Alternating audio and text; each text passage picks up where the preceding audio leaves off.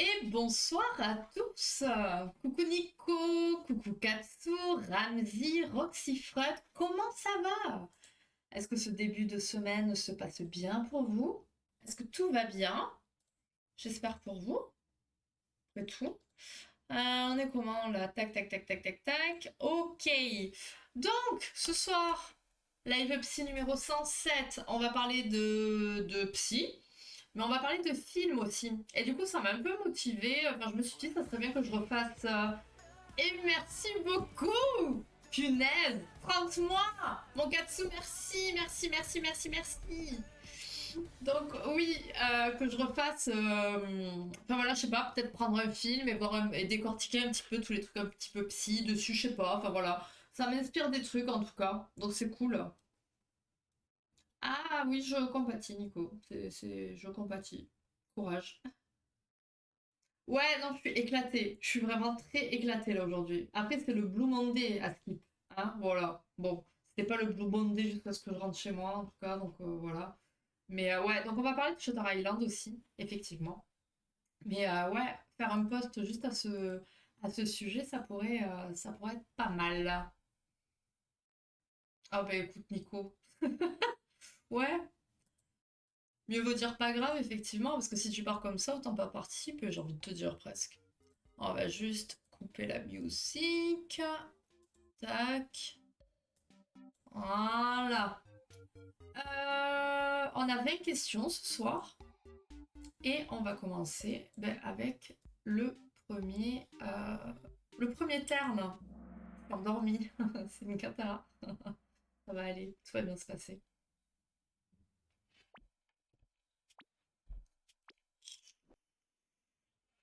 Alors, dans la paramnésie, comment se manifestent les souvenirs?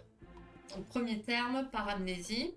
Donc le passé et le présent sont mélangés, seuls les souvenirs d'enfance sont présents, les souvenirs sont uniquement visuels ou ils sont entièrement effacés.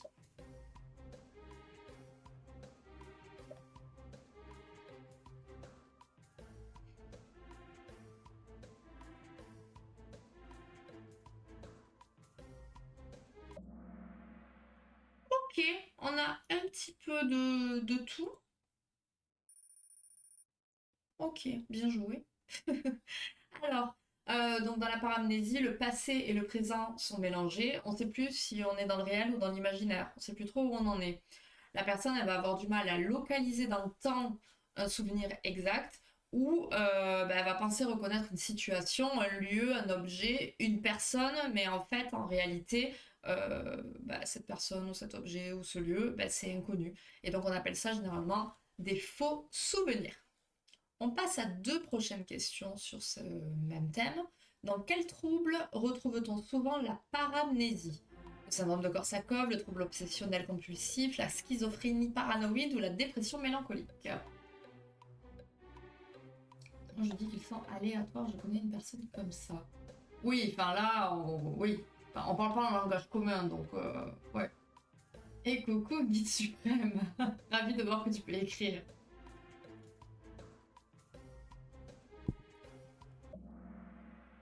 Ok, ok, bien joué à l'unique personne qui a trouvé. Bravo, bravo. Et on fait la deuxième question dans la foulée. Le syndrome de Korsakoff est aussi appelé trouble dissociatif de l'identité, psychose hallucinatoire chronique, démence alcoolique ou amnésie traumatique. Je sais plus si on a eu l'occasion d'en parler, il me semble que si. En tout cas, c'est pas un thème qui est inconnu à la chaîne. Alors là, j'ai fait masse de questions sur celui-ci, mais après les autres, il n'y en a pas tant que ça. On va savoir.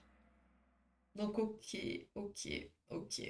Ok, bon, ben ce qui est bien, c'est qu'il y en a toujours à apprendre. Donc, effectivement, ce trouble-là, donc la paramnésie, donc quand on sait plus trop où on en est entre le passé, le présent, les souvenirs, qu'est-ce qui est réel, qu'est-ce qui ne l'est pas, ça se retrouve. C'est un exemple parmi tant d'autres, attention, mais dans le syndrome de Korsakoff, qu'on appelle aussi démence alcoolique. Et ce syndrome, il a une origine toxique, qui est généralement, et la plupart du temps de toute façon, l'alcoolisme. Autre question. Que reste-t-il intact dans le syndrome de Korsakoff? La mémoire prospective, les capacités d'apprentissage, la mémoire immédiate ou les souvenirs anciens. Qu'est-ce qui reste intact? Je suis à moitié présent. Mhm. Non, ça me dit rien pour ça. Bah, c'est sûr qu'on en a parlé. Sûr et certain. Bah oui, c'est bien, c'est bien. La prochaine fois, repars encore mieux avec des idées comme ça. Ça, tu resteras toujours à zéro. C'est mieux. C'est pas une amnésie rétrograde, ça. Je confonds toujours les rétrogrades et anterogrades, donc je saurais pas te dire, du coup. Donc, ok. Bien joué, belle remontée. Voilà, oui, te pose pas trop de questions, tout est lié. Donc effectivement, l'individu va être confus, distrait, il se souvient des faits anciens, mais il ne fixe plus aucun souvenir.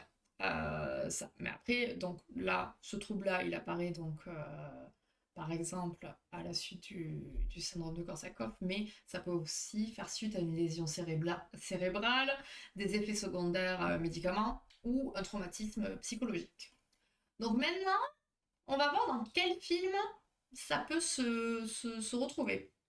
Donc là, je vous en demande un, on va en parler de trois, je crois.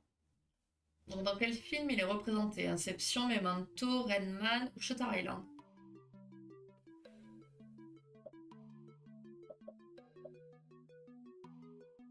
Il y a une couille. Il y a une couille dans la question. Il y a une couille dans la question. Une couille dans la question. Vous avez tout juste, en tout cas. Mais je sais pas ce qui s'est passé. Mais vous avez tous juste. La vraie pour ceux qui voilà. Je suis désolée. Alors, du coup, donc j'ai noté trois films. Donc on a Memento. Donc Memento, c'est de Christopher Nolan et ça suit l'histoire d'un homme qui est atteint d'amnésie antérograde. Donc c'est l'incapacité de former de nouveaux souvenirs. Il va utiliser des notes et des tatouages pour se souvenir de son passé et enquêter sur la mort de sa femme. Mon avis dessus, j'ai pas aimé. J'ai pas aimé du tout. Ce qui m'a étonné, mais j'ai pas aimé. Je l'ai trouvé trop long à suivre. Et du coup, je l'ai fini en accéléré pour voir quand même la fin. Donc j'ai pas trop aimé. Je sais pas trop votre avis dessus. Bah bravo Katsu. Je sais pas, c'est con parce qu'il y a les deux possibilités et normalement il n'y a pas de bug comme ça. Bon, je suis navrée pour le coup. On a Shutter Island, un de mes films préférés que j'aime d'amour. Donc, il va suivre l'histoire d'un détective qui enquête sur la disparition d'une patiente dans un asile psychiatrique. Et au fur et à mesure de l'enquête, il commence à remettre en question sa propre perception de la réalité. Donc, si jamais il y en a parmi vous qui ne l'ont pas vu, il serait temps de le voir. Il est trop bien. Donc voilà. Un de mes Nolan préférés. Ah ouais? Sérieux? Oh bah d'accord. Oh bah moi j'ai pas aimé du tout, hein. J'ai pas aimé, j'ai pas aimé. Ah, t'en as vu aucun, Nico? Bah, Memento, je te le conseille pas forcément, mais Shutter Island, ouais, plutôt cool.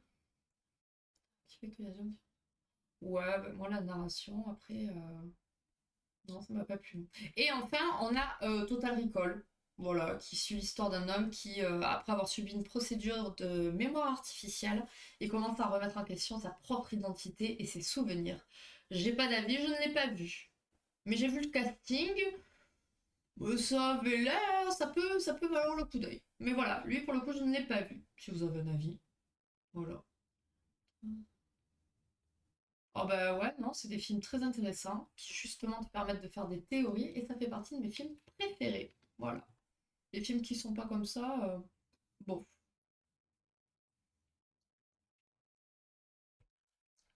Bah les deux autres, sachant que Shutter Island fait partie de mes préférés que je l'ai pas vu, ouais, je sais pas.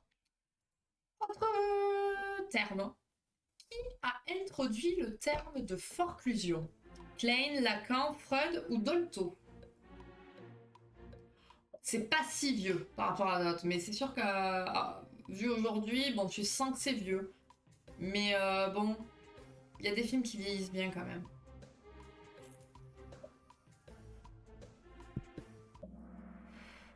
Ok. Bon, il y avait une photo pour aider, mais je me suis dit ça aidera pas forcément tout le monde. Deuxième question. Qu'est-ce que la forclusion? Ah bah voilà, c'est ce que je dis, on est pas forcément. Mais je me suis dit que vu qu'il est pas forcément connu, mettre la photo, ça n'aidera pas forcément. Et si on le reconnaît, bah tant mieux pour vous. Donc la forclusion, c'est une suppression volontaire d'un souvenir, une rationalisation excessive d'un conflit inconscient, une conversion d'angoisse en symptômes somatiques ou un mécanisme de défense excluant un élément de la réalité psychique. Tout à fait. Donc, forclusion, ça a été introduit donc par Lacan. C'est un mécanisme de défense dans lequel l'individu va rejeter, il refuse de reconnaître un aspect de sa réalité psychique. À l'inverse du refoulement, qui consiste donc à refouler une pulsion ou un désir inconscient, la forclusion, elle concerne plutôt les éléments perçus comme menaçants pour le moi et l'intégrité de l'individu. Ça va souvent être des souvenirs et des expériences traumatiques, bon, comme toujours, comme bien souvent en tout cas avec les mécanismes de défense. Prochaine question. La forclusion est liée à quel type de pathologie? Oh, bah d'accord, mais Lacan, quand même. Bon, je l'aime pas trop, mais il est connu. Alors, psychose, névrose, dépression, trouble anxieux, forclusion, on la retrouve dans quoi?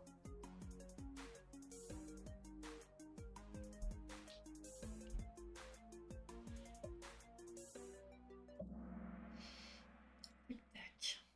Ok. Bravo, belle remontée. Donc la forclusion, elle peut être responsable de certaines psychopathologies, comme la psychose.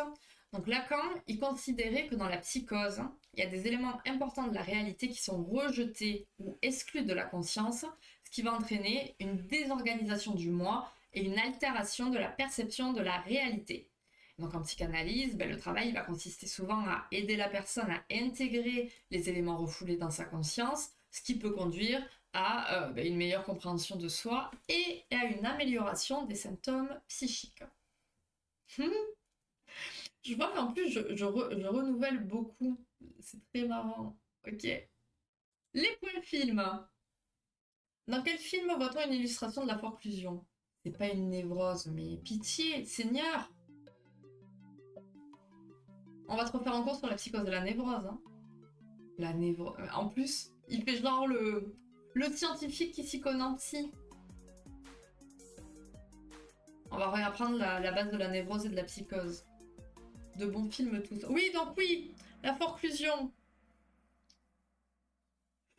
C'est rigolo, c'est rigolo. Donc non. Donc, là on en a deux. On a encore Shutter Island, donc je ne vais pas vous refaire le résumé, je pense. Hein. Voilà, voilà. Est-ce que je check juste un truc? Ouais, non, non, non. Mais la conclusion, là, ce qui va ressortir, c'est que vu qu'il remet en question sa propre perception de la réalité, il va révéler des éléments qu'il a refoulés de son passé. Voilà, en gros. Euh, c'est pas ça, dans Black Swan. Et donc, l'autre film, c'est Black Swan, bravo. Donc là, on a vraiment quelqu'un qui arrive à capter le terme et à nous en donner un exemple de film. Bravo. Bravo, bravo. Magnifique. Donc, l'autre exemple, c'est Black Swan. Alors ouais, Black Swan surcoté, moi j'avoue, je l'ai vu il y a très longtemps. Donc ça remonte. Il me semble qu'il était assez space, mais je serais curieuse de le revoir aujourd'hui. Donc Black Swan, si jamais, c'est l'histoire en fait d'une danseuse de ballet qui là aussi a commencé à perdre la distinction entre la réalité et son imagination, et ça va révéler à nouveau des éléments refoulés de son passé et de sa personnalité. Au fond, cette notion de réalité et d'imaginaire, on la retrouve dans beaucoup de films. Mais voilà, là on se retrouve vraiment dans des films psy qui font un peu réfléchir quand même. Hein. Ouais, ouais, moi j'ai souvenir qu'il a fait sombre sur la fin, il part un peu en cacahuète, mais je me le retaperais bien. Le jeu me vole mes points. Bah, il n'y avait pas de question là. Enfin, il y en avait qu'une, c'était sur Shutter Island du coup. Mais du coup, bien joué. Non, bien joué à toi pour cet exemple que tu as trouvé tout seul. Alors maintenant, autre terme, le désinvestissement. C'est un mécanisme où l'individu, il va retirer son investissement émotionnel, il projette ses affects sur l'autre, il rejette toute autorité parentale ou il sublime ses pulsions sexuelles. Hmm.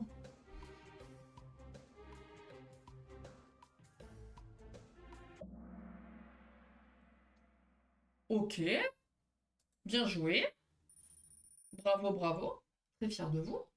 Donc, le désinvestissement, c'est un mécanisme de défense à nouveau qui va se mettre en place quand l'individu y retire son investissement émotionnel et ou affectif d'une personne, d'un objet ou d'une situation.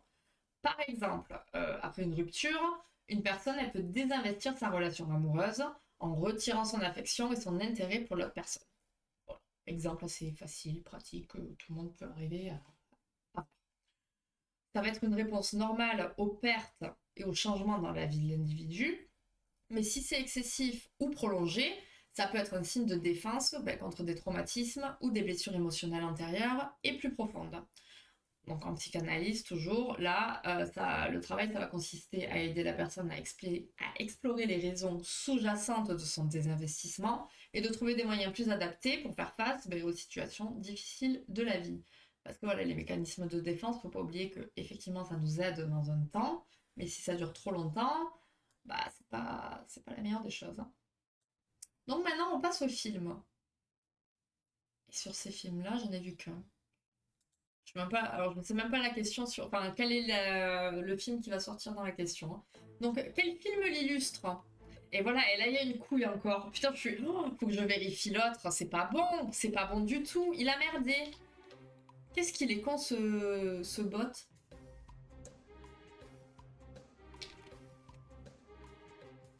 Et ouais. Bah, j'espère pour vous que voilà.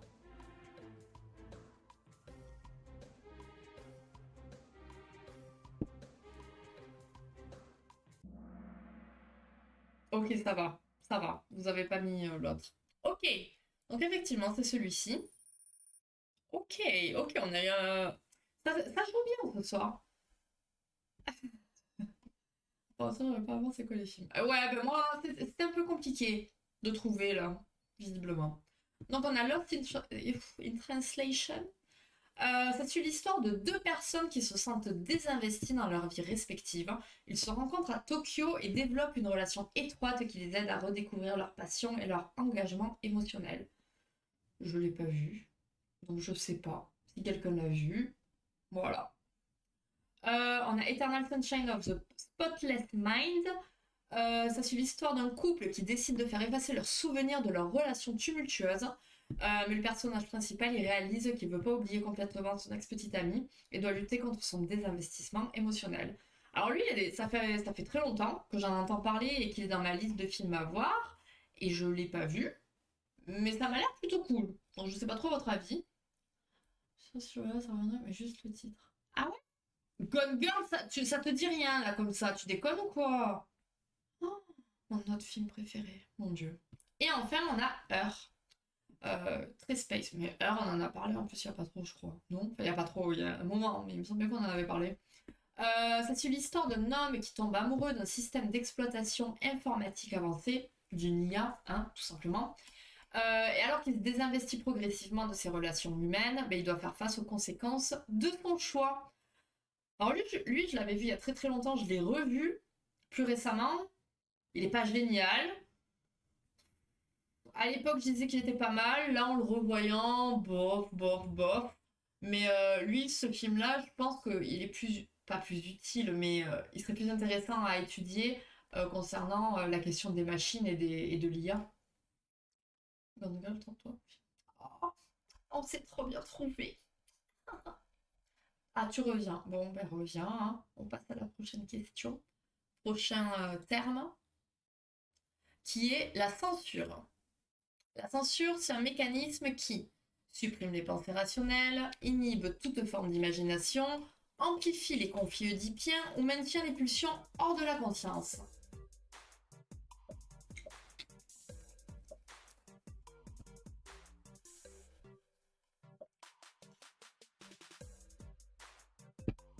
Bon, la censure, c'est un mécanisme qu'on a relativement vu souvent. Et là, on a quoi dans les films? Ok. Euh, ok. Ok. Ok, bien joué. Alors la censure, mécanisme de défense psy qui permet de maintenir les pulsions, les pensées et les émotions inacceptables ou menaçantes hors de la conscience. Ça va impliquer une lutte interne entre des forces psychologiques opposées où le moi, qui cherche à maintenir l'équilibre et la stabilité, tente de réprimer les impulsions du ça. La censure, elle peut être soit consciemment provoquée, soit inconsciemment exercée, dans le but de protéger l'image de soi, de préserver les normes sociales, de maintenir l'harmonie dans les relations interpersonnelles ou d'éviter la douleur émotionnelle. Donc quand on travaille sur la censure en thérapie, ça va consister à aider le patient à explorer les raisons sous-jacentes, toujours pareil, de la censure, à en comprendre les sources, et notamment les sources des pulsions et de ses émotions, qui sont généralement refoulées, et à trouver des moyens de les exprimer de manière plus adaptée et constructive, surtout. Il est pas dans mon choix si je devais en faire un. Gone Girl? Ah oui, si, moi oui. Moi oui. Alors, côté film, quel film illustrerait la censure psychique? Alors, est-ce qu'on a le même bug? Non, là on est bon.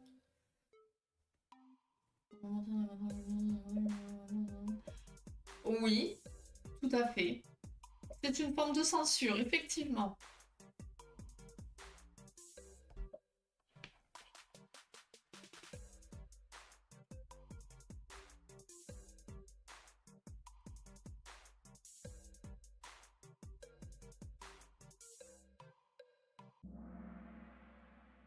Et on a un petit peu de tout. Bien joué. Donc, effectivement, on va commencer par celui de la réponse Truman Show. Ça suit l'histoire d'un homme qui réalise que sa vie entière a été diffusée en direct comme une émission de télé-réalité. Et le film, il aborde la censure en montrant comment les forces sociales peuvent influencer la perception de soi et la répression de la vérité. Il est pas mal celui-ci, ça fait très longtemps que je ne l'ai pas vu, je me le retaperai bien aussi. Alors ensuite, on a le ruban blanc, que j'ai pas vu non plus. Ça serait un drame allemand qui explore les relations de pouvoir et la violence cachée derrière une petite communauté rurale. Le film aborde le thème de la censure sous plusieurs angles, notamment en montrant comment les normes sociales strictes peuvent conduire à la répression des émotions et à la censure de la vérité. Et on a un nouveau Black Swan. Et donc là, on voit la censure quand il montre comment la pression de la perfection et les attentes irréalistes peuvent conduire à la répression des émotions et à la censure de soi. Prochain terme. Selon Freud, ça faisait longtemps, le but fondamental de l'appareil psychique, c'est quoi? C'est de supprimer le principe de réalité, de réduire l'inconscient à néant, d'atteindre le plaisir maximal ou de maintenir une quantité d'énergie psychique constante. Et donc c'est là que nous découvrirons le prochain concept.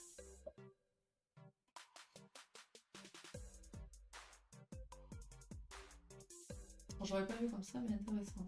Oui, mais c'est le but aussi, de pouvoir avoir différentes visions et différents angles d'approche. Ok, bon, ça se bat bien, ça se bat bien. Donc, on va parler du principe de constance qui a été développé par Freud. Donc, selon lui, le but fondamental de l'appareil psychique, c'est de maintenir une certaine quantité d'énergie psychique constante, malgré les changements produits par les stimuli externes et internes. La constance, ça va impliquer que cette énergie psychique disponible doit être distribuée de manière efficace pour répondre aux besoins et aux exigences de la vie psychique. Si elle n'est pas distribuée de manière équilibrée, ça peut entraîner de l'anxiété, des tensions et des dysfonctions psychologiques.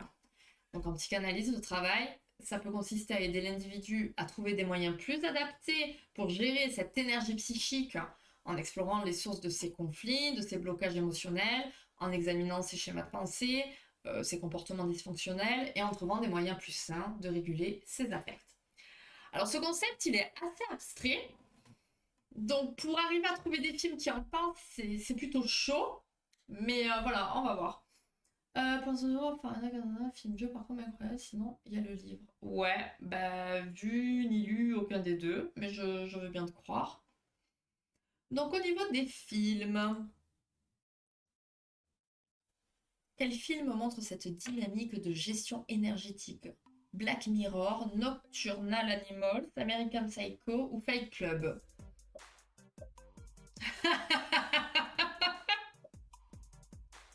Non, mais franchement, ça me botte trop. J'ai envie de reprendre des films et de les analyser.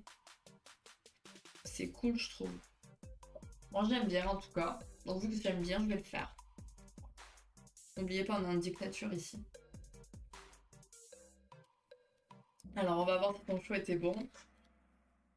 Hmm, hmm, ou pas. Je reprends mon film quand on prend. C'est ça, mais osez. J'ai perdu, oui. Et Katsu a gagné. Effectivement, Fight Club. Ça présente des personnages qui cherchent à réguler leur anxiété et leur colère à travers des comportements destructeurs et autodestructeurs. Qu'on soit bien d'accord, c'est pas le fond du film, hein. Voilà, mais on arrive à trouver un petit peu cette notion-là, tout simplement. Donc le personnage principal, il souffre aussi d'un trouble dissociatif de l'identité, qui peut être vu comme une tentative de gérer les conflits internes et de réguler l'affect. Ah, bah voilà, tant pis, c'est pas grave, hein. On a, on a encore Black Swan. Black Swan, vraiment le film psycho tordu de ouf, hein, à tous les niveaux, hein. Parce qu'elle navigue au travers de niveaux élevés de stress et d'anxiété pour réaliser sa performance. Elle doit lutter contre ses démons intérieurs pour maintenir sa stabilité psychologique et rester fidèle à elle-même. Donc voilà, à l'intérieur d'elle, les énergies, la constance, c'est pas trop ça. Et The Hours, les personnages cherchent également à trouver un équilibre entre leurs obligations et leurs désirs personnels tout en faisant face à des conflits internes et à des souffrances émotionnelles. Bon, j'ai pas vu le film, mais c'est un résumé qui pourrait se correspondre à plein d'autres films, après tout. Mais bon, on passe à l'avant-dernier. Ouais, l'avant-dernier concept, qui est plutôt parlant aussi. Ok, je me spoil en même temps pour voir un petit peu ce qu'il y a. Bah ouais, ouais, ouais, carrément. La complaisance somatique, un terme qu'on connaît très bien ici. Ça renvoie à quoi? Attention, hein.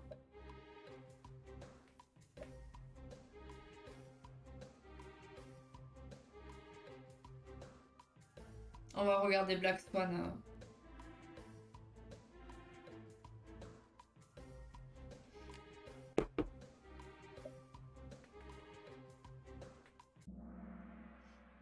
Ok, ok, ok.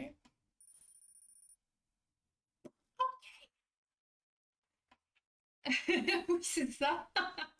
Donc la complaisance somatique. La personne, elle va avoir tendance à se concentrer sur ses sensations corporelles plutôt que sur ses émotions. Ça peut se Ouh là là, ça y est, je n'y arrive plus. Ça peut se manifester sous forme de préoccupation excessive pour des problèmes de santé mineurs, de recherche constante de sensations corporelles intenses, voire de dépendance à un autodiagnostic. Ça ressemble pas mal un peu aux hypochondriaques, hein. Donc, en petit cas, c'est un phénomène qui peut être un mécanisme de défense utilisé pour éviter de faire face à des émotions et ou des conflits internes difficiles. Et au lieu de faire face à ce conflit, ben, la personne elle va se concentrer sur ses sensations physiques comme moyen de distraction et ou de soulagement. Ça, c'est une prochaine question avant de passer au film. À quel trouble peut être liée la complaisance somatique? Là, si vous m'avez écouté, vous avez la réponse, hein, clairement. Je suis... je devrais me lire avant de vous raconter tout mon blabla. Là, si vous avez faux, je pense que je banne. Ou j'aurais dit à Angel de bannir, mais elle est là, mais en sous-marin. Je pense qu'elle attend la fin pour ban Guide suprême. Ok. Donc il y en a deux à ban. Alors, on banne qui? Je sais pas. Je sais pas trop. Elle va me ban. Non, t'as eu bon. T'as eu bon. Je peux ban aussi, ça je sais faire. Mais ouais, mais on sait pas qui. On sait pas qui c'est. Donc, donc la complaisance somatique, ça peut aussi être associé à des troubles tels que l'hypocondrie, comme je l'ai dit précédemment, où l'individu peut être convaincu qu'il a une maladie physique malgré les preuves médicales du contraire. En thérapie, la prise de conscience de la complaisance somatique peut aider la personne à explorer, comme toujours, hein, les sources sous-jacentes de ses préoccupations somatiques et à prendre des moyens plus adaptés de faire face aux émotions et aux conflits internes. Dénoncez-vous. Aïe aïe aïe. Allez, les films. Quel film illustre la complaisance somatique? Superchondriaque, Joker, Into the Wild ou Le Scaphandre et le Papillon? Bon, là, c'est pas très compliqué, hein. 6 secondes. Non, mais les modos, faut arrêter à un moment donné, hein. C'est une dinguerie. Non, mais... Ah oui, tu sais faire, hein. Punaise. Je sais pas si je peux le déban, moi, sans déconner. 10 minutes, le pauvre. Le live, il sera fini. Je peux même pas le débannir de là. Essaie de voir si tu peux le débannir, le pauvre. Non, mais c'est un truc de fou. Je vais changer mes modos, hein, vraiment. Qu'est-ce que c'est que ça? Mon Dieu. Donc, nous avons effectivement superchondriaque, ce qui est logique, hein. On parle d'hypochondrie en soi. Alors, du coup, attendez, je vais quand même checker en parallèle. Pauvre Nico, qu'est-ce que c'est ça? On va regarder les films juste après. Modération, paramètres. Je ne sais même pas où c'est. Je ne sais même pas où je peux déban les gens. Je l'avais trouvé et j'avais dit faut qu'on garde, faut qu'on le garde cet endroit. Gestion de la modération. Est-ce que c'est là? Non, je ne sais même pas où c'est.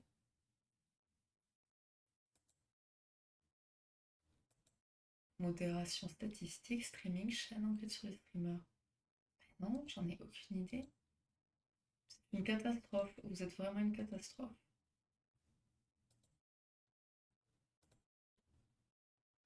Je sais même pas où c'est. Il me semble que je l'avais trouvé sur le gestionnaire de stream. Mon chat, action rapide, état du stream aperçu, modérateur actif, action de modérateur. Et je peux pas le déban. Attends, peut-être là. Annuler. Voilà! C'est bon, mon Dieu Seigneur! Je m'en souviendrai pas hein, où c'était. Mais bon, voilà. Donc maintenant, ça suffit. Bannissez quand c'est nécessaire, quoi. Parce qu'on se retrouve avec des cas où c'était nécessaire. Donc voilà. Donc, les films. On a Superchondriac, film français que je n'ai pas vu, évidemment. Comédie de 2014 qui met en scène un personnage qui est obsédé par sa santé et qui pense sans cesse qu'il est atteint de maladies graves. Voilà. On a encore Memento, où tu as vu comment j'ai essayé de te sauver, Nico, hein. N'oublie jamais ça. N'oublie pas. Donc Memento, donc toujours on est dans notre thriller psychologique.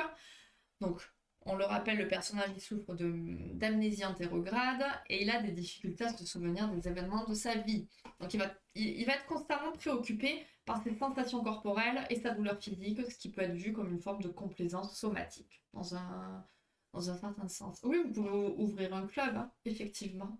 Et enfin, on a Sibylle. Alors ça, c'est encore plus vieux, 76 ans, qui raconte l'histoire d'une femme atteinte de troubles dissociatifs de l'identité qui se crée plusieurs personnalités pour faire face à un traumatisme. Et l'un de ses alter ego est obsédé par les problèmes de santé et croit qu'elle est atteinte de maladies graves, ce qui peut être vu comme un exemple de complaisance somatique. Il écrit pas tout dans les cas, Stéphane, je voulais pas le rebannir plus. Oui, ne touche à rien, c'est tout. Ça suffit. On arrête les bêtises. On passe au dernier concept. L'effroi se distingue par une réaction à un danger imprévu, une angoisse existentielle lente, une phobie spécifique ou une peur anticipée contrôlable. Non mais oui, voilà, vu qu'Angel, elle n'est pas là, elle est en sous-marin, je sais pas ce qu'elle fait, et ben voilà, pour l'honorer, il a voulu faire comme elle.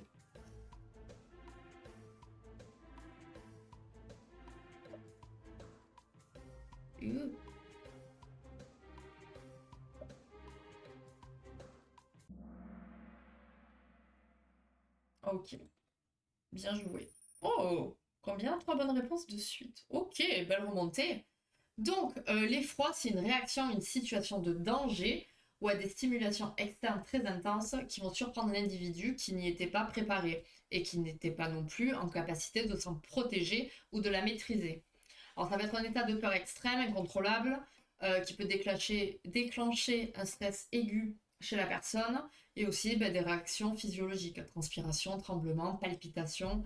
Les souvenirs de l'expérience traumatique elles peuvent aussi être réactivés et provoquer des flashbacks ou des cauchemars. Donc en thérapie, pour faire face à l'effroi, on va souvent explorer les souvenirs refoulés. On aide la personne à comprendre comment ces souvenirs ont pu influencer son comportement et ses émotions. Et là, la TCC, elle peut aussi être indiquée pour gérer les symptômes physiologiques et émotionnels liés à cette peur extrême. Je vais même pas relever. Ah ben voilà, bravo, pauvre Nico. Non mais franchement. On finit avec les films. Quel film illustre une situation d'effroi brutale? Gravity, Panic Room, Pianiste ou The Revenant?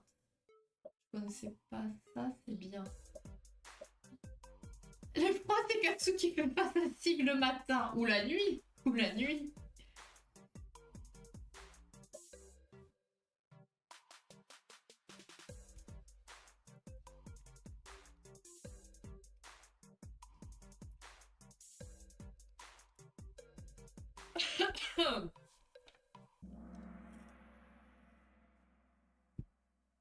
Panic Room, ça aurait pu.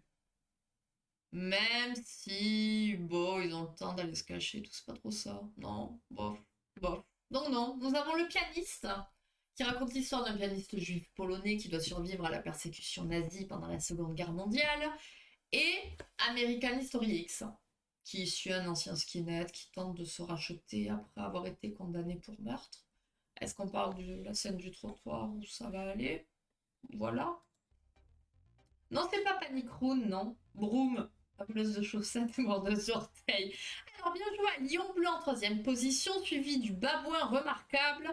Et en première place, nous avons le Rapace redoutable, suivi du Lapin et de la Luciole. Bien joué à vous. Je sens qu'il y en a qui veulent faire des révolutions là avec les réponses. Pourquoi? Bah, très drôle la scène. Non mais, très drôle. Vous me faites peur. Bon, il n'y aura pas de quiz pour la semaine prochaine parce que du coup on a 3 semaines avec ça. On va parler de nouveaux films ou pas? Oui, oui. Ah oui, très bon film ça. Il n'y a pas de film là? Il n'y a pas de film là. Il n'y a pas de film pourquoi? Ah pour ça, ah oui. Je regarde en même temps, hein.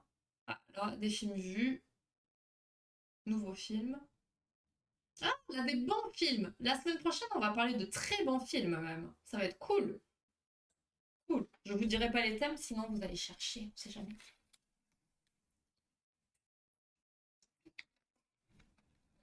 Eh oui, mon pauvre Katsu, t'es pas prêt de manger.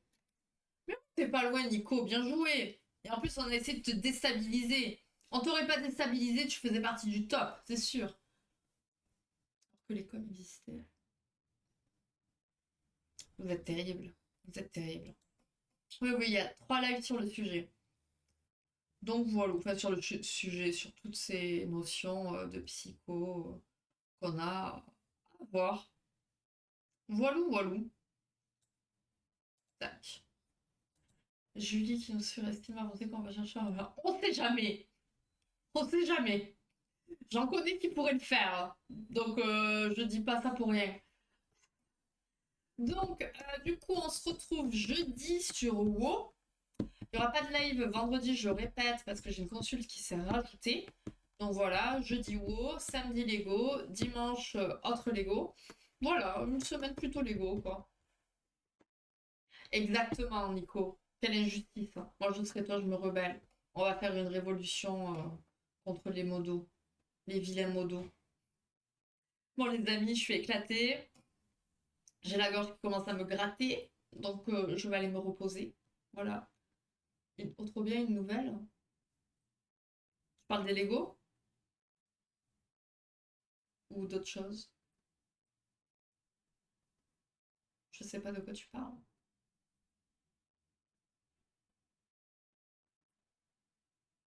Mais avec plaisir, Nico, merci. Patiente. Non, non. Je réfléchis, non, du tout. Non, non. C'est une qui, en fait, elle reprend pas le rendez-vous quand on arrête. Non, je parlais de Lego. Je parlais de Lego, donc je vais même pas d'en parler, non. Donc non, non, c'est une qui prend ses rendez-vous quand elle a envie, en fait. Elle réserve directement sur le site, donc du coup, je peux pas prévoir. C'est vrai que c'est la seule qui fait ça, parce que sinon, ça pourrait être un petit peu plus problématique. Du coup, bah, je vous fais des bisous, les amis. Passez une bonne soirée. On se retrouve jeudi, du coup. Bon, on se capte sur Discord comme d'habitude. Merci pour votre participation et à jeudi. Des bisous. Ciao, ciao.